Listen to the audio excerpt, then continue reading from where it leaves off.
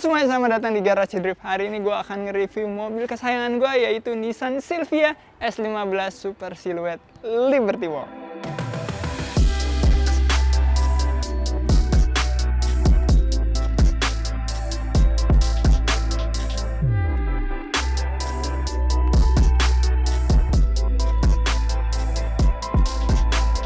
Jadi mobil ini adalah mobil yang sentimental value-nya paling tinggi buat gue, karena ini salah satu mobil terlama gue.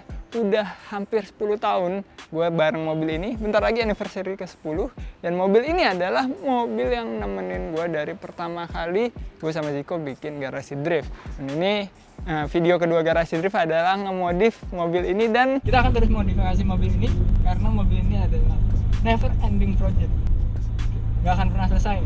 Video-video setelahnya itu selalu ditemani dengan Silvia S15 ini yang waktu itu masih SR20 DET dan body kitnya masih pakai Vertex, velg masih pakai Wet Sport TC105N. Tapi kali ini di tahun 2023, setelah 6 tahun, perubahannya itu banyak banget. Body kit berubah, engine berubah, interior berubah, kaki-kaki berubah. Tapi ada satu hal yang nggak akan berubah di mobil ini, yaitu pandangan gue sama mobil ini.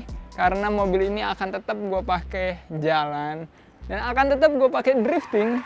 Di video ini akan kita lakuin semuanya. Tapi sebelumnya gue mau review secara detail dulu keseluruhan dari mobil ini.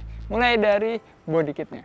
Jadi body kit Liberty Walk Super Silhouette buat S15 ini menurut gue nggak ada duanya. Ini body kit yang terinspirasi dari mobilnya Kazuyoshi Hoshino Silvia S110 Super Silhouette yang dipakai untuk balapan Group 5 FIA atau balapan siluet di Jepang tahun 80-an. Makanya desainnya ini adalah desain yang klasik tapi dipadukan dengan mobil yang lebih modern sekitar tahun 2000-an gitu, mobil 2000-an tapi punya style tahun 80-an. Itu nggak ada yang kepikiran menurut gue selain Katosan itu sendiri untuk bikin body kit ini. Dan menurut gue body kit ini adalah body kit yang desainnya humanis banget, karena tahun 80-an pada saat Kazuyoshi Hoshino pakai Silvia S110 itu belum ada yang namanya komputer untuk ngedesain airflow, untuk ngedesain downforce dan lain-lain. Jadi ini adalah desain yang benar-benar keren menurut gue. Kita bisa lihat dari bumpernya yang lebar banget. Ini bumpernya, penambahan lebarnya dari bumper standar itu udah sangat-sangat lebar, dan yang paling kelihatan itu adalah di bagian splitternya. Ini splitternya juga sangat-sangat panjang ke depan, dan ini sebenarnya bukan splitter. Biasanya splitter itu bisa dilepas dari bumper, tapi kalau ini adalah satu kesatuan dari bumpernya sendiri. Dan splitter itu fungsinya adalah buat nambahin downforce. Jadi cara kerjanya adalah angin kan dari depan nih, pas dia nabrak ke arah bumper itu dia pasti kalau nggak ke atas, ke bawah, ke kiri, ke kanan. Nah pas dia nabrak ke bawah, dia akan ngedorong splitter ini yang menghasilkan downforce yang makin banyak untuk ke bawah karena ketekan banget ini. Tapi kalau di Liberty Walk ini sebenarnya lebih ke style aja dibanding untuk performa dari downforce-nya, karena mobil ini justru lebih banyak dipakai buat drifting dibanding buat track day dan lain-lain, dan emang lebih cocok sih ini body kit buat drifting. Dan di bagian depan ini ada beberapa sponsor dari mobil ini. Yang pertama adalah Kojima. Kojima itu adalah minuman sehat menyegarkan dari kurma, jintan, dan madu. Dan di bawah sini ada Saber Industry, dan Saber Industry ini adalah lampu yang gue pasang di mobil ini. Dan lampu ini akan gue bahas nanti pas lagi rolling malam-malam, karena ini lampu yang luar biasa terang banget menurut gue, dan pastinya mendukung safety kita berkendara juga, karena mobil yang ceper itu harus kelihatan dari jauh dari mobil-mobil lainnya supaya kita nggak kelindes sama truk. Nanti akan gue bahas di rolling shoot gue. Dan kita lihat ke bagian kap mesin. Ini kap mesinnya juga dari Liberty Walk. Nah ini ada banyak lubang-lubang di bagian tengah-tengah kap mesin. Ini sebenarnya desainnya banyak sih body kit lain dengan desain seperti ini, tapi ini menurut gue cocok banget karena ditambahin satu sirip di sini, dan ini sirip nempel ke bagian fender depan. Dan fender depan ini adalah cover fendernya lebar banget. Ini mungkin 1 jengkal lebih dari standarnya.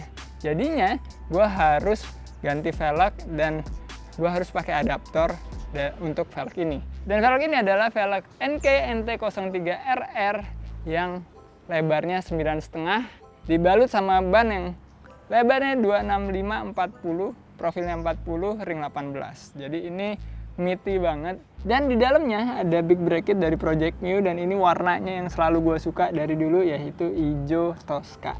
Keren banget. Banyak yang bilang velgnya nggak cocok gitu di body kit ini, dan banyak yang nyaranin pakai 3-piece, pakai 2-piece gitu. Gue bukan big fan dari velg-velg 3-piece. Gue selalu suka velg monoblok kayak gini, makanya gue pakai velg ini.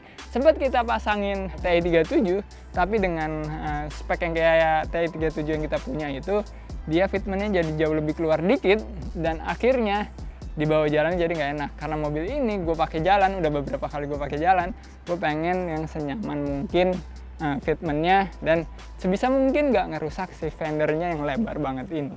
Dan kalau kita lihat di bagian belakang fender, ini ada lubang yang super gede.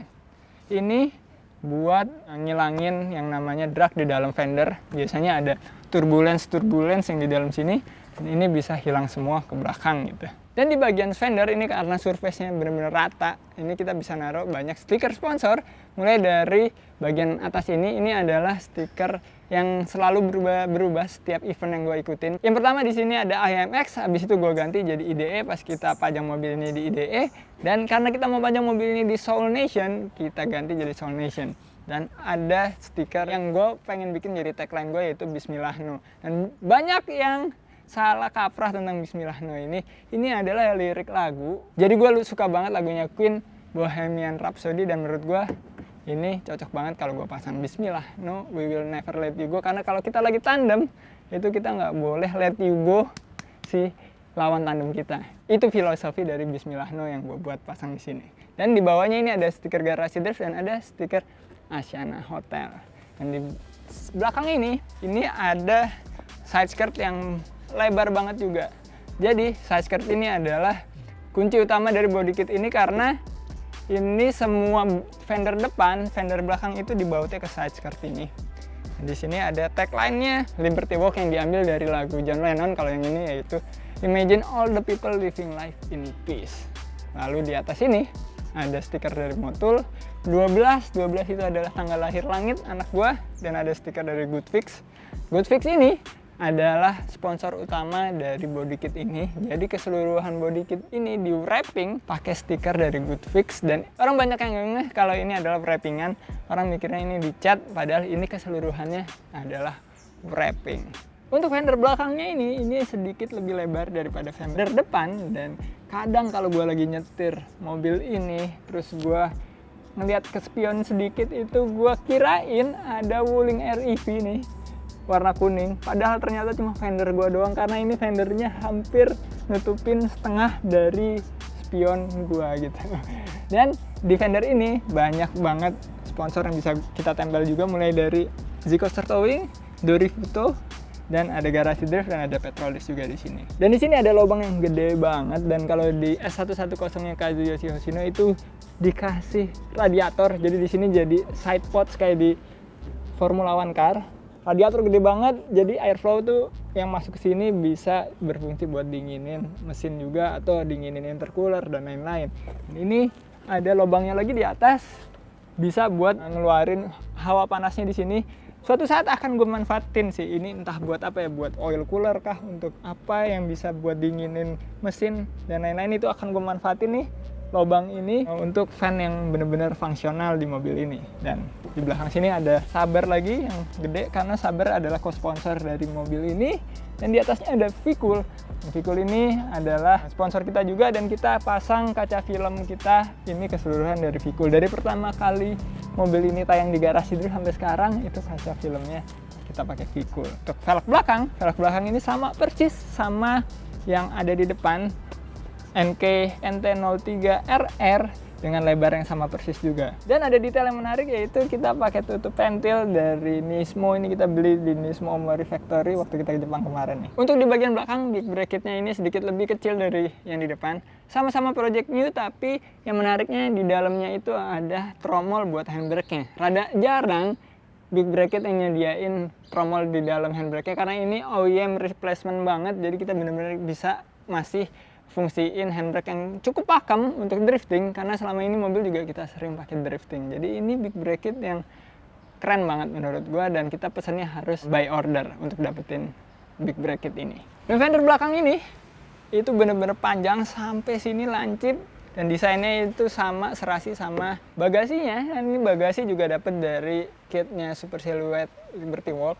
Dan di atasnya ini ada wing yang unik banget, kecil tapi tinggi gitu. Jadi jarang banget ada wing yang nggak lebar ya. Ini lebarnya sebenarnya nggak terlalu lebar gitu. Dan di kakinya ini ya ada sponsor kita lagi, yaitu Zerone Japan. Dan untuk bumper belakangnya ini adalah bumper belakang yang benar-benar lebar karena nyamain lebarnya over fender. Dan di bawahnya bumper belakang ada diffuser yang looks-nya ini bikin keseluruhan body kitnya jadi makin agresif. Walaupun ini sebenarnya untuk fungsional juga mungkin nggak terlalu bikin nambahin downforce, tapi untuk looks secara keseluruhan ini bikin mobil ini makin tambah keren. Dan gua rasa cukup untuk bagian eksterior. Sekarang kita bahas interiornya aja.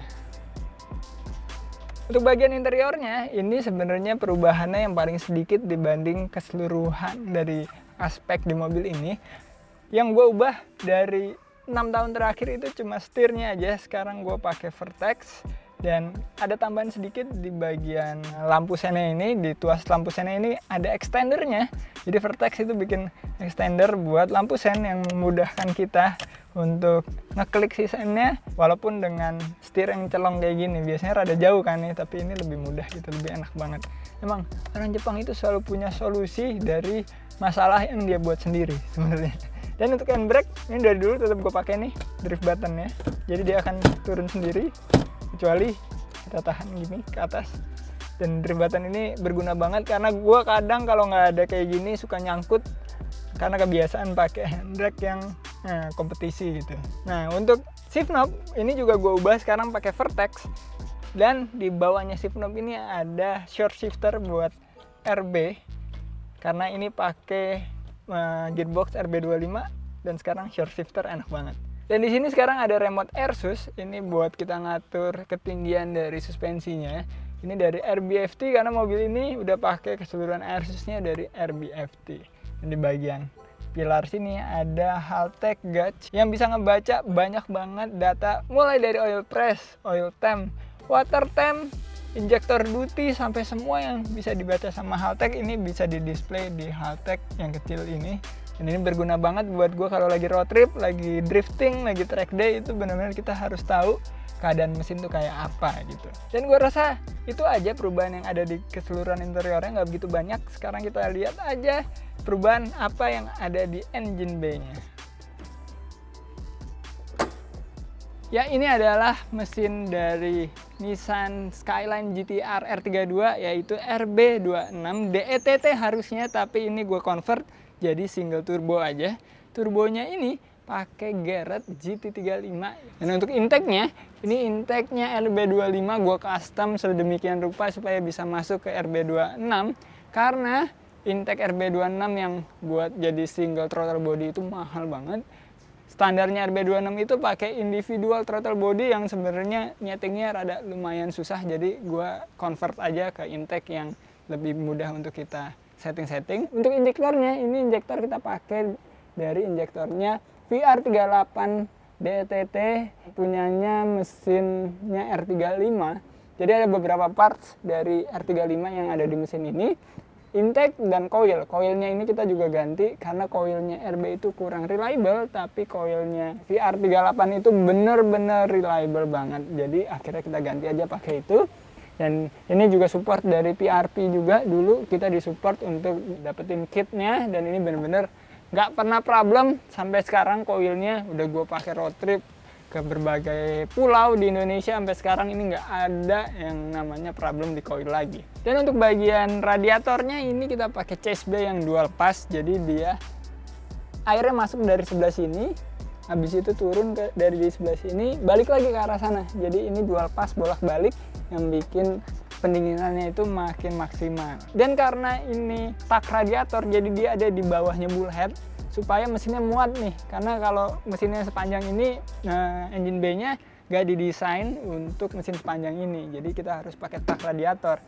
Walaupun tak radiator yang udah di bawah bullhead, kita masih muat untuk pasang kondensor AC supaya tetap ada AC di mobil ini. Dan tetap adem lah di dalam gitu. Untuk internal dari mesin ini masih standar semua, tapi udah di refresh semua mulai dari metal, ring piston dan lain-lain. Jadi ini mesin-mesin yang masih fresh banget. Dan ini swap yang gue lakuin sendiri. Jadi bener-bener mesin ini gue pasang sendiri ke sasis ini. Gearbox mountingnya gue fabrikasi, engine mountingnya, piping dan lain-lain. Itu hampir semuanya gue sendiri yang ngelakuin, walaupun waktu itu dibantuin sama Mas Iwan sama Mas Maman juga. Tapi di mobil ini gue belajar banyak banget untuk gue naikin level gue sebagai builder.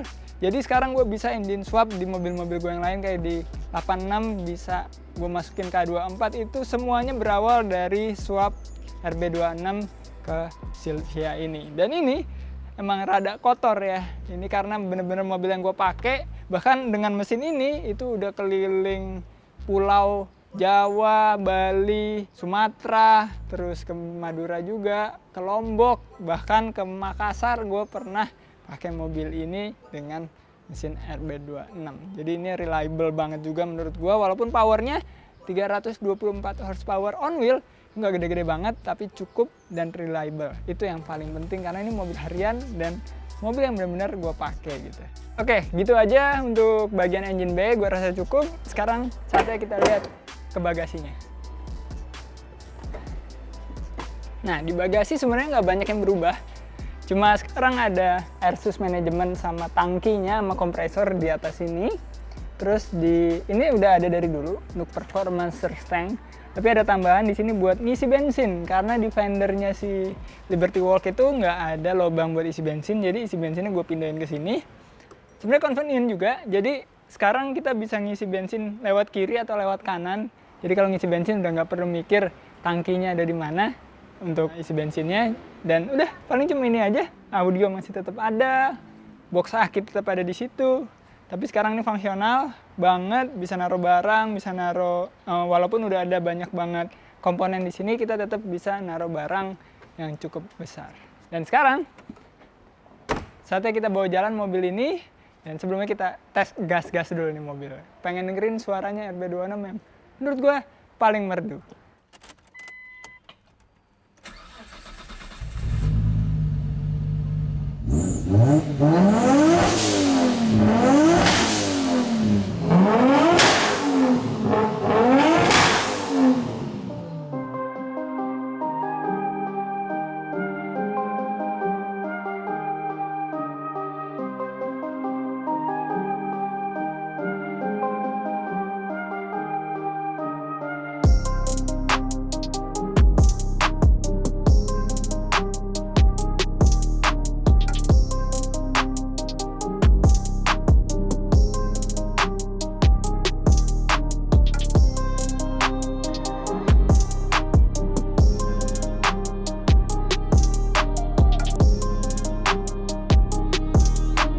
Bawa mobil ini di jalan raya itu hampir nggak ada bedanya sama pas masih body kitnya Vertex. Cuma sedikit rada lebih keras sedikit karena emang air susnya nih balonnya lebih keras dibanding per gua pas sebelum pakai air sus. Tapi overall masih sangat-sangat enak banget di bawah jalan. Tapi ada yang berubah sedikit, yaitu suara knalpot. Kali ini itu jadi semi free flow. Kita nggak pakai muffler, cuma pakai resonator plus jet pipe resonator yang gue buat, gue pasang lagi. Jadi drowningnya di dalam mobil nggak begitu berasa, tapi suara knalpotnya cukup keras. Dibuang langsung ke bawah, karena di belakang nggak ada ruang buat knalpot lagi di bumper belakang.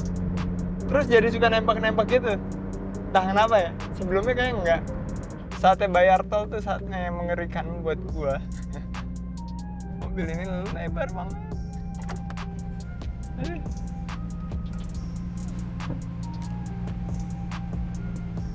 Jadi bener-bener ngambil aman aja tengah-tengah.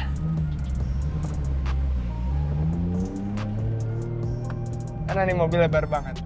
Jadi sebenarnya gue udah lumayan sering pakai mobil ini semenjak Liberty Walk, tapi belum pernah malam-malam. Dan ini lagi basah. Di luar lagi habis hujan. Mobil basah, gua rasa sih rolling shoot jadi keren banget karena basah itu bikin apa ya, mobil kalau basah tuh lebih seksi gitu.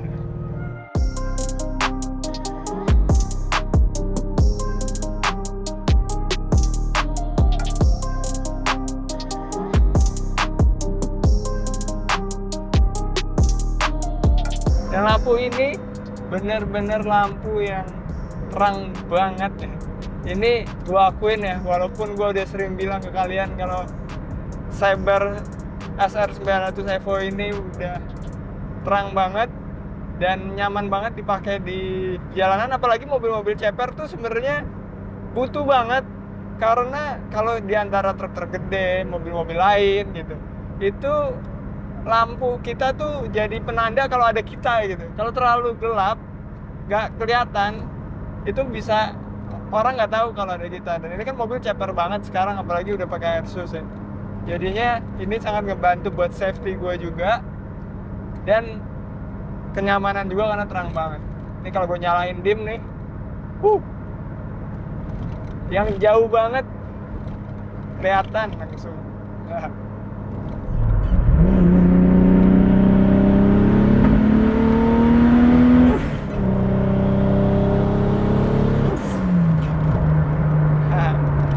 Untuk kencengnya sih masih sama banget. Gue suka banget sama suara RB26-nya.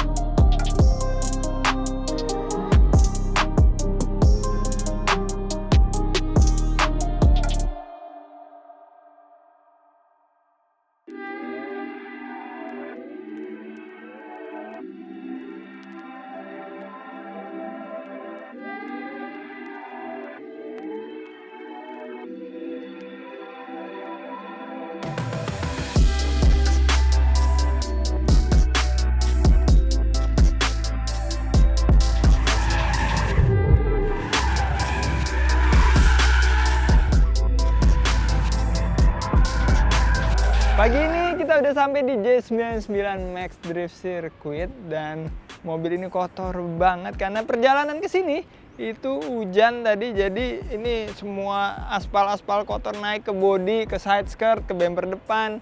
Tapi nggak apa-apa karena ini bukan garage queen, gue nggak pernah mikir ini untuk jadi garage queen, maka dari itu kita akan drifting di sini. Walaupun ada setup yang berbeda, terutama di kaki-kaki sekarang pakai Airsus, pasti feel-nya juga beda pas drifting nanti.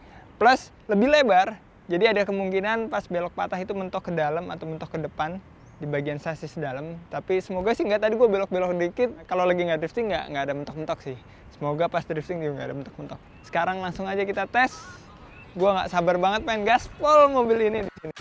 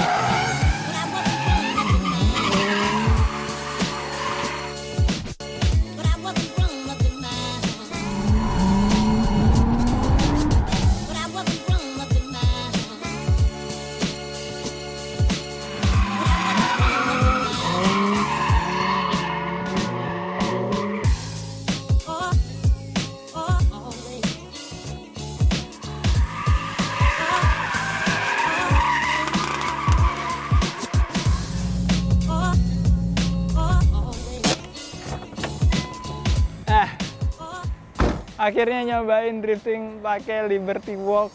Rada sedikit beda ya, karena angle depan tuh kayak lebih ketahan dikit pas lagi full lock. Jadinya gue ngedrifting nggak bisa all out. Kayaknya harus dibobok lagi nih bagian dalamnya untuk velg yang selebar ini akhirnya sekarang di sini. Dan tadi gue mencoba untuk deketin tembok, wall tap gagal mulu. Bukan karena nggak bisa, tapi kayaknya hati tuh nolak gitu untuk deket-deket sama tembok. Karena tahu mobil ini bagian bodinya tuh lebar dan sayang banget kalau kena, kita benerinnya lagi, kita harus beli lagi dari Jepang lagi. Tapi next time mungkin ya, ngedrift kedua kalinya pakai mobil ini, gua akan coba untuk wall tap. Dan gua rasa cukup untuk video kali ini. Sampai ketemu di video selanjutnya. Keep driving safe and goodbye.